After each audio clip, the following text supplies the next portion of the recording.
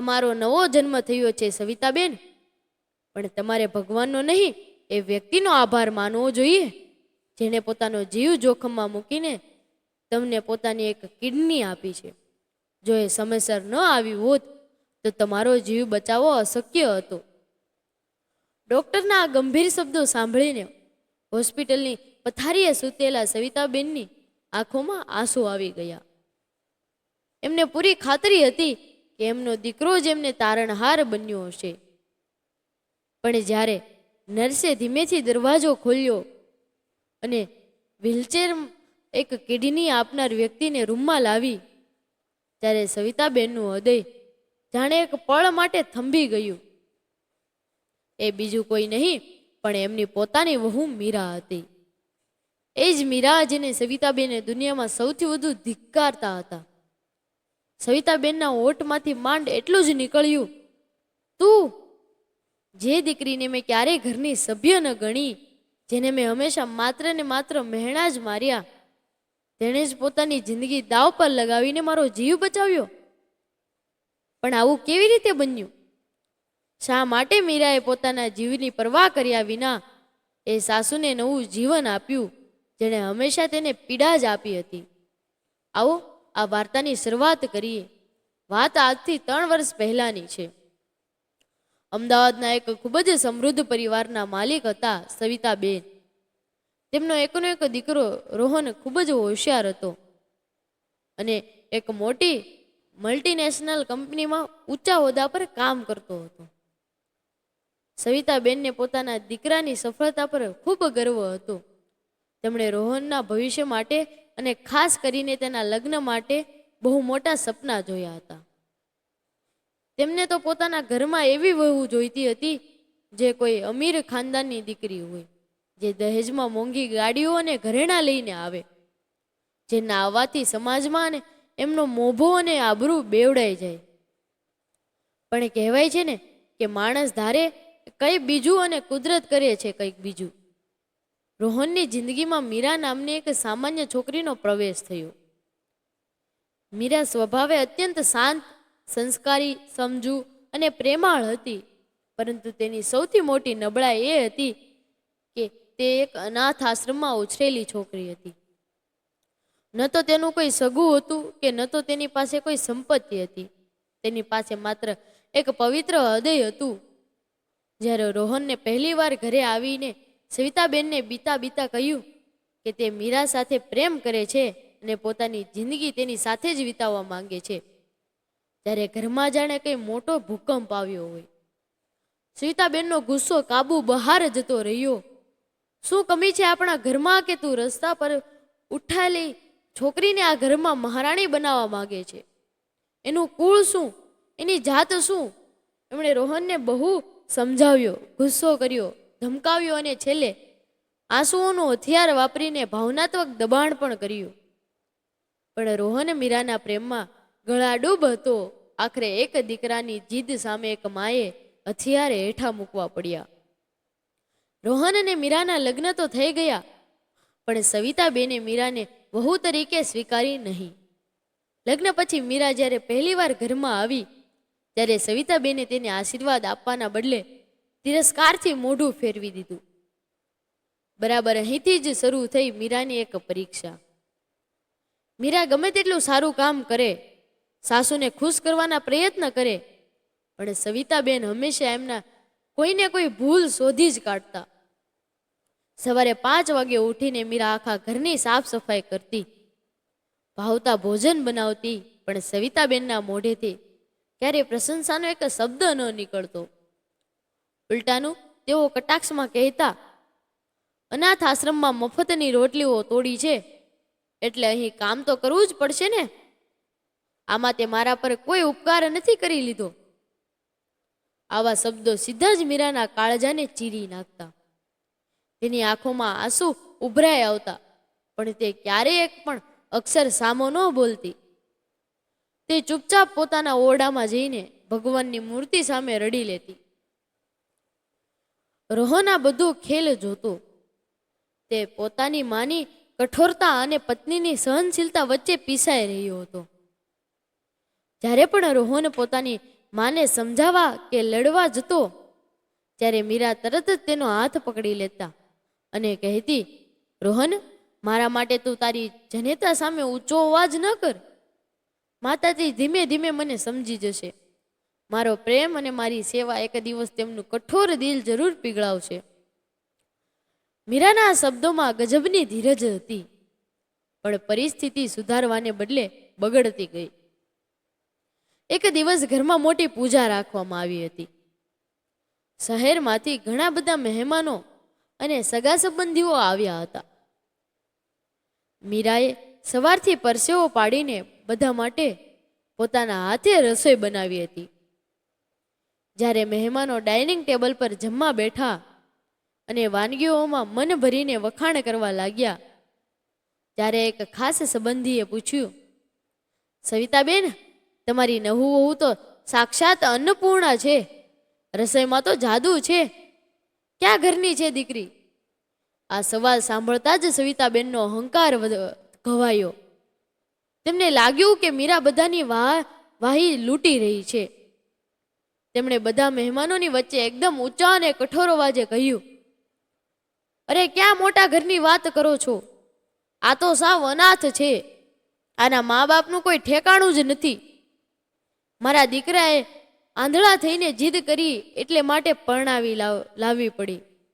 બાકી મારા ઘરની વહુ બનાવવાની આનામાં કોઈ લાયકાત કે ઓકાત જ નથી.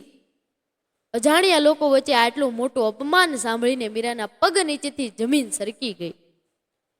એનું હૃદય ભાંગીને ભૂક્કો થઈ ગયું. હાથમાં પકડેલો પાણીનો જોગ ધ્રુજવા લાગ્યો.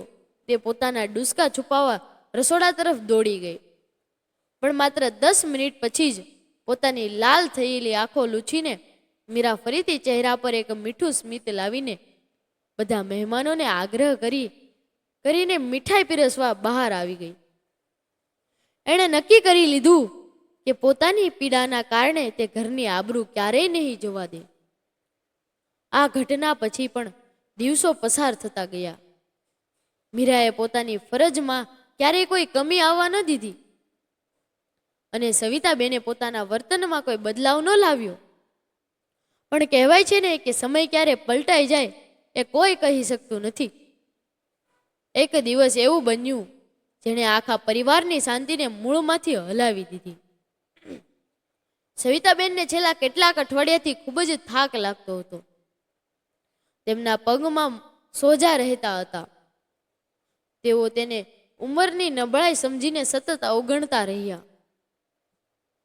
એક સાંજે પોતાના રૂમમાં આરામ કરતા કરતા અચાનક સવિતાબેનને પીઠમાં અને પેટમાં ભયંકર દુખાવો પડ્યો. જોરથી એમની શીશ નીકળી ગઈ અને આંખો આગળ અંધારા આવવા લાગ્યા. કોઈ કઈ સમજે તે પહેલા જ તેઓ બેભાન થઈ જમીન પર ઢળી પડ્યા. સવિતાબેનના જમીન પર પડવાના અવાજથી આખા ઘરમાં દોડાદોડી મચી ગઈ. રસોડામાંથી મીરા અને ઉપરના રૂમમાંથી રોહન તરત જ નીચે દોડી આવ્યા. પોતાની માને આવી બેભાન હાલતમાં જોઈને રોહનના તો હોશ જ ઉડી ગયા. મીરાએ જરાય સમય બગાડ્યા વિના સમજદારી વાપરીને તરત જ એમ્બ્યુલન્સ બોલાવી લીધી. સાયરનના ડરમણા અવાજ વચ્ચે તેઓ શહેરની સૌથી મોટી હોસ્પિટલમાં પહોંચ્યા. ઇમરજન્સી રૂમની બહાર રોહન એકદમ શૂન્ય થઈને બેઠો હતો. મીરા દિવાલ પાસે ઊભી ઊભી સતત ભગવાનને પ્રાર્થના કરી રહી હતી. થોડા કલાકો પછી ડોક્ટર બહાર આવ્યા. તેના ચહેરા પર તણાવ સ્પષ્ટ દેખાતો હતો. રોહનને ગભરાતા અવાજે પૂછ્યું, સાહેબ, મારી માને શું થયું છે? એ હવે ઠીક તો છે ને?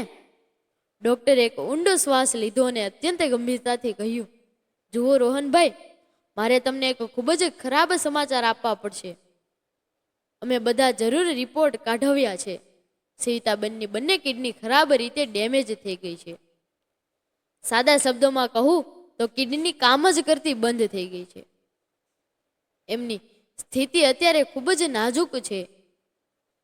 જો આપણે તેમનો જીવ બચાવવો હોય તો બને તેટલી જલ્દી કિડની ટ્રાન્સપ્લાન્ટ કરવી પડશે, નહીતર એમની પાસે બહુ ઓછો સમય બચ્યો છે. આ ભયાનક શબ્દો સાંભળતા જ રોહન જાણે અંદરથી ભાંગી ગયો. એની આંખોમાંથી આંસુ વહેવા લાગ્યા. જે માએ તેને આંગળી પકડીને ચાલતા શીખવ્યું હતું, તેને આ રીતે મોતના મુખમાં ધકેલાતી જોવી કોઈ પણ દીકરા માટે અસહ્ય પીડા હતી. મીરાએ તરત જ આગળ વધીને રોહનને સંભળાવ્યો અને શાશ્વત આપી, તમે હિંમત ન હારો, આપણે કોઈ પણ ભોગે માજીનો જીવ બચાવીશું. તરત જ કિડની આપનાર યોગ્ય વ્યક્તિને શોધખોળ શરૂ થઈ ગઈ. સૌથી પહેલા રોહનને જ પોતાની ટેસ્ટ કરાવ્યો. એને પૂરી ખાતરી હતી કે એક દીકરા તરીકે પોતાની ફરજ પૂરી કરશે અને માને નવું જીવન આપશે. પણ નસીબને કંઈ બીજું જ મંજૂર હતું. જ્યારે મેડિકલ રિપોર્ટ આવ્યો ત્યારે ખબર પડી કે રોહન અને તેની માનું બ્લડ ગ્રુપ અને ટિશ્યુ બિલકુલ મેચ થતા ન હતા. તબીબી વિજ્ઞાનના નિયમો પ્રમાણે રોહન ઈચ્છે તો પણ પોતાની કિડની આપી શકે તેમ ન હતો. હવે શું કરવું? સમય રેતીની જેમ મુઠ્ઠીમાંથી સરકી રહ્યો હતો. રોહનને પોતાના બધા જ સગા સંબંધીઓને ફોન કરવાનું શરૂ કર્યું.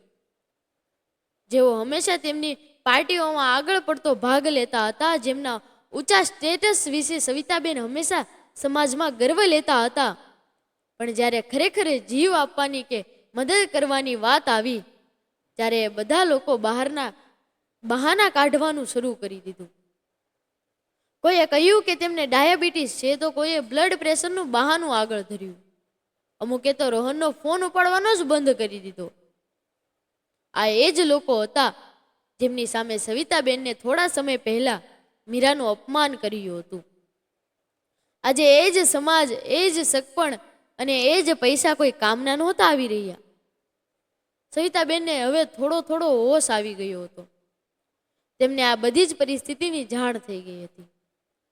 આઈસીયુની પથારી પર પડેલા એ અભિમાની સ્ત્રીએ આજે જિંદગીમાં પહેલીવાર સમજાયું કે જીવનની સાચી કિંમત બેંક બેલેન્સથી નથી, પણ સાચા સંબંધોની નક્કી થાય છે. મનમાં ને મનમાં તેઓ અસહતા અનુભવી રહ્યા હતા. રોહને સંપૂર્ણપણે હતાશ થઈને હોસ્પિટલની બહાર બાકડા પર માથું પકડીને રડી રહ્યો હતો. તેને લાગ્યું કે તે હવે પોતાની જનેતાને બચાવી નહીં શકે. બરાબર એ જ સમયે મીરા તેની પાસે આવી. તેણે હળવેથી પોતાના પતિના ખભા પર હાથ મૂક્યો અને અત્યંત મક્કમ અવાજે કહ્યું, રોહન, તમે જરાય ચિંતા ન કરો, માજીને કંઈ નહીં થાય. મેં ડોક્ટર સાથે બધી વાત કરી લીધી છે. રોહને આંસુ ભરેલી આંખો ઊંચું જોયું. તેને આશ્ચર્ય થયું, આ વાત કરી દીધી, પણ કેવી રીતે? આપણે હજી સુધી કોઈ ડોનર જ નથી મળ્યો. મીરાના ચહેરા પર એક શાંતિ હતી. તેણે ધીમેથી એક કાગળ રોહનના હાથમાં મૂક્યો. મારો ટેસ્ટ થઈ ગયો છે રોહન, અને મારો રિપોર્ટ સંપૂર્ણપણે મેચ થઈ ગયો છે. માજીને મારી કિડનીની સેટ થઈ જશે. પોતાની પત્નીના મોઢેથી આટલો મોટો નિર્ણય સાંભળીને પતિ પોતાના આંસુ જરાય પણ રોકી ન શક્યો.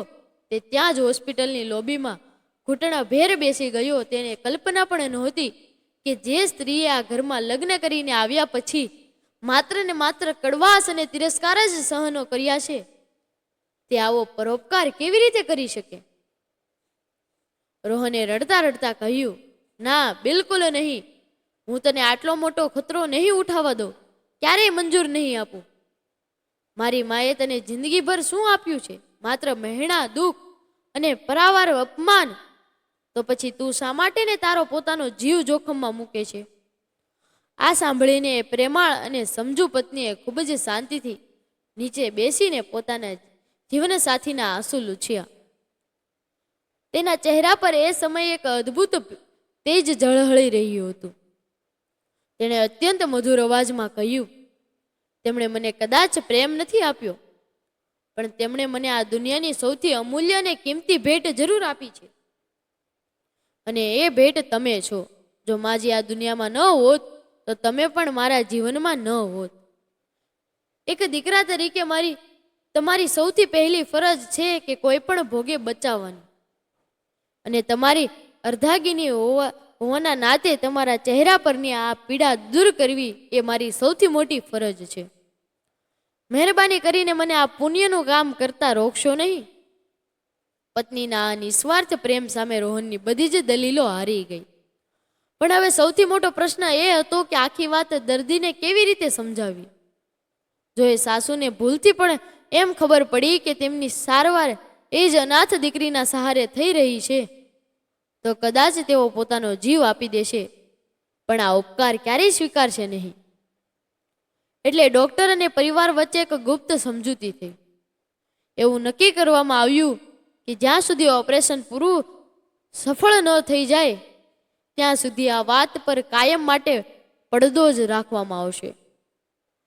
દર્દીને એમ જ કહેવામાં આવ્યું કે કોઈ અજાણ્યા માણસે માનવતાની ખાતર પોતાના શરીરનો એક મહત્વનો હિસ્સો દાનમાં આપ્યો છે. આખરે એ મુશ્કેલ દિવસો આવી પહોંચ્યો. આખા હોસ્પિટલના વાતાવરણમાં એક અજીબ પ્રકારનો ડર, ગભરામણ અને તાણ છવાયેલા હતા. ઓપરેશન થિયેટરની બહાર લાલ લાટ ચાલુ થઈ ગઈ હતી. અંદર એક તરફ જિંદગી અને મોત વચ્ચે ઝોલા ખાતી એક વૃદ્ધ સ્ત્રી હતી, અને બરાબર એની બાજુ રૂમમાં પોતાનું સર્વસ્વ કુરબાન કરવા તૈયાર એક યુવાન દીકરી હતી. બંને અલગ અલગ રૂમમાં બેભાન અવસ્થામાં હતા. બહાર રોહન સાવ એકલો દિવાલના ટેકે ઊભો ઊભો સતત ઈશ્વરને પ્રાર્થના કરી રહ્યો હતો કે બધું હેમખેમ પાર પડી જાય. તેના માટે એક એક સેકન્ડ જાણે એક એક વર્ષ સમાન લાંબી અને પીડાદાયક લાગી રહી હતી. ડોક્ટરોની આખી ટીમ માટે પણ આ કોઈ સામાન્ય સર્જરી ન હતી. ઉંમર અને નબળાઈના કારણે કેસ ખૂબ જ ગંભીર બની ગયો હતો. સતત 5 કલાકો સુધી સર્જનોએ પોતાનો પૂરેપૂરો જીવ રેડી દીધો. બહાર ઉભેલા દીકરાના હૃદયના ધબકારા દર મિનિટે એટલા વધી રહ્યા હતા કે જાણે હમણાં છાતી ચીરીને બહાર આવી જશે. અને આખરે 5 કલાક પછી ઓપરેશન થિયેટરનો દરવાજો ખુલ્યો. મુખ્ય સર્જન બહાર આવ્યા. તેમના કપાળ પર પરસેવાના ટીપા હતા, પણ ચહેરા પર એક હળવી મુસ્કાન સ્પષ્ટ દેખાતી હતી. તેમણે ઊંડો હાશકારો અનુભવતા કહ્યું, ભગવાનનો ખૂબ ખૂબ આભાર માનો. સર્જરી 100% સફળ રહી છે. બંને જણા હવે સંપૂર્ણપણે ખતરાની બહાર છે અને નવું અંગ બરાબર કામ કરવા લાગ્યું છે. આ શબ્દો સાંભળતા જ રોહન ત્યાંથી જમીન પર માથું ટેકાવીને ઉપરવાળાનો આભાર માનવા લાગ્યો. થોડા દિવસો પછી સાસુને પૂરેપૂરું ભાન આવ્યું. તેમની તબિયતમાં ખૂબ ઝડપથી સુધારો થઈ રહ્યો હતો. તેમને જ્યારે ખબર પડી કે કોઈ અજાણ્યા ફરિશ્તાએ તેમને નવું જીવન આપ્યું છે, ત્યારે એમના મનમાં તે તાળના હારને જોવાને અને તેનો દિલથી આભાર માનવાની ઈચ્છા જાગી. અને પછી ડોક્ટરના કહેવા પર નર્સે ધીમેથી દરવાજો ખોલ્યો અને વ્હીલચેરમાં એ અજાણ્યા ફરિશ્તાને રૂમમાં લઈને આવી. જ્યારે પલંગ પર સૂતેલી સ્ત્રીએ દરવાજા તરફ નજર કરી ત્યારે જાણે રૂમની હવા ત્યાં જ થંભી ગઈ. વ્હીલચેરમાં બીજું કોઈ નહીં પણ એમની પોતાની પુત્રવધુ બેઠી હતી. તેનો ચહેરો ઓપરેશનના કારણે સાવ ફિક્કો પડી ગયો હતો. શરીરમાં નબળાઈ ચોખ્ખી દેખાતી હતી, પણ એની આંખમાં સાસુ માટે કોઈ ફરિયાદ નહોતી. માત્ર ને માત્ર આદર અને પ્રેમ છલકાઈ રહ્યો હતો. રૂમમાં એકદમ શાંતિ છવાઈ ગઈ. સાસુની આંખો આશ્ચર્યથી ફાટી ગઈ હતી. મોં ખુલ્લું રહી ગયું હતું. જે દીકરીને તેમણે હંમેશા રસ્તા પરની કહીને વારંવાર ઠુકરાવી હતી, તેણે જ આજે તેમનું મોતના મુખમાંથી પાછા ખેંચી કાઢ્યા હતા. પથારી પર બેઠેલા વૃદ્ધ સ્ત્રીની નજર સતત વ્હીલચેરમાં બેઠેલી એ દીકરી પર ટકેલી હતી. ધીમે ધીમે તેમના મગજમાં એક કડવું સત્ય ઉતરી રહ્યું હતું. જે પૈસા, બંગલા ને ઊંચા મોભા પર તેમને આખી જિંદગી આટલો બધો ગર્વ હતો, તેમાંથી એક પણ વસ્તુ તેમના જીવનને બચાવવા માટે નહોતી કામ આવી. એમના કહેવાતા સગા સંબંધીઓએ મુશ્કેલીના સમયે સાવ મોઢું ફેરવી લીધું હતું. અને જે દીકરીને તેમણે હંમેશા તુચ્છ ગણી હતી, જેને કાયમ રસ્તા પરની કહીને અપમાનિત કરી હતી, તેણે જ કોઈ પર જાતના સ્વાર્થ વગર પોતાનો જીવ દાવ પર લગાવી દીધો હતો. આ વિચાર આવતાની સાથે જ અચાનક વર્ષોથી બંધાયેલો અહંકારનો બંધ એક ઝાટકે તૂટી પડ્યો. સાસુની આંખોમાંથી પસ્તાવાના આંસુઓની ધાર વહેવા લાગી. તેઓ પોતાની પથારીમાંથી ઊભા થઈને સામે જવા માંગતા હતા, પણ તેમના શરીરમાં જરાય તાકાત નહોતી. દીકરાએ તરત જ આગળ આવીને તેમનો ટેકો આપ્યો. વૃદ્ધ સ્ત્રી રડતા રડતા બોલ્યા, બેટા, મને માફ કરી દે. આટલા શબ્દો બોલતા તો તેમના ગળે ડૂમો બાજી ગયો. મેં આખી જિંદગી માત્ર કાચના ટુકડા જ ભેગા કર્યા અને મારી પાસે રહેલા આટલા અમૂલ્ય હીરાને હું ક્યારેય ઓળખી જ ન શકી. મેં તને કેટલા મહેણા માર્યા, તારું કેટલું અપમાન કર્યું, છતાં તે મારા માટે આટલું મોટું બલિદાન આપ્યું. તું કઈ સામાન્ય માણસ નથી. તું તો મારા માટે સાક્ષાત દેવદૂત બનીને આવી છે. હું તારી ગુનેગાર છું, મને માફ કરી દે. જીવનમાં પહેલીવાર પોતાની સાસુના મોઢેથી દીકરી શબ્દ સાંભળીને એ વહુની આંખો પણ છલકાઈ ગઈ. તેનાથી હવે રહેવાયું નહીં. તેણે ધીમેથી વ્હીલચેરમાંથી આગળ ઝૂકીને સાસુના બંને હાથમાં હાથ લઈને તેણે પોતાના આંસુ લૂછ્યા. ખૂબ જ મીઠાશથી કહ્યું, માં, તમે આ શું બોલો છો? વડીલો ક્યારેય પોતાના બાળકોની માફી ન માગે. જો એક મા પોતાના સંતાનને કોઈ ભૂલ પર ઠપકો આપે કે ગુસ્સો કરે તો શું સંતાન પોતાની માને એકલી છોડી દે? તમે તો મારા માટે ભગવાન સમાન છો. મને તો બાળપણથી ક્યારેય મા બાપનો પ્રેમ મળ્યો ન હતો. તમે ભલે ગુસ્સામાં પણ મને આ પરિવારનો હિસ્સો તો બનાવી. તમારો જીવ બચાવો એ કોઈ ઉપકાર નથી, પણ એક દીકરી તરીકે મારો સૌથી પહેલો ધર્મ હતો. આટલો નિસ્વાર્થ પ્રેમ જોઈને સાસુએ આગળ વધીને વહુને પોતાના ગળે લગાવી લીધી. વર્ષો જૂની નફરત આજે સાચા પ્રેમના આંસુઓથી ધોવાઈ ગઈ હતી. આ દ્રશ્ય જોઈને બાજુમાં ઉભેલા પતિની આંખોમાં પણ ખુશીના આંસુ વહેવા લાગ્યા. આજે પહેલી વાર આ પરિવાર સાચા અર્થમાં એક પરિવાર બન્યો હતો. થોડા અઠવાડિયો પછી જ્યારે બંને જણા સંપૂર્ણપણે સાજા થઈ હોસ્પિટલમાંથી રજા લઈને ઘરે પાછા ફર્યા, ત્યારે બંગલાનું વાતાવરણ એકદમ બદલાઈ ગયું હતું. હવે ઘરમાં કોઈ કડવાશ કે કોઈ ડર નહોતો. જે સ્ત્રી ક્યારેય પોતાની વહુ સામે સીધી રીતે જોતી પણ નહોતી, તે હવે તેને પોતાની સગી દીકરી કરતા પણ વધારે પ્રેમ રાખવા લાગી હતી. સવારે હવે વહુને એકલી આખા ઘરનું કામ નહોતું કરવું પડતું. સાસુ પણ હોશે હોશે તેને રસોડામાં મદદ કરતા અને બંનેના મા દીકરી જેમ સાથે બેસીને હસી મજાક કરતા. તેમણે હવે સમાજના લોકોને અને પેલા સગા સંબંધીઓને પણ છાતી ઠોકીને અને ગર્વથી કહેવાનું શરૂ કરી દીધું હતું કે અમીરી કોઈના કપડાં કે પૈસા નથી, પણ એના સંસ્કારોથી નક્કી થાય છે.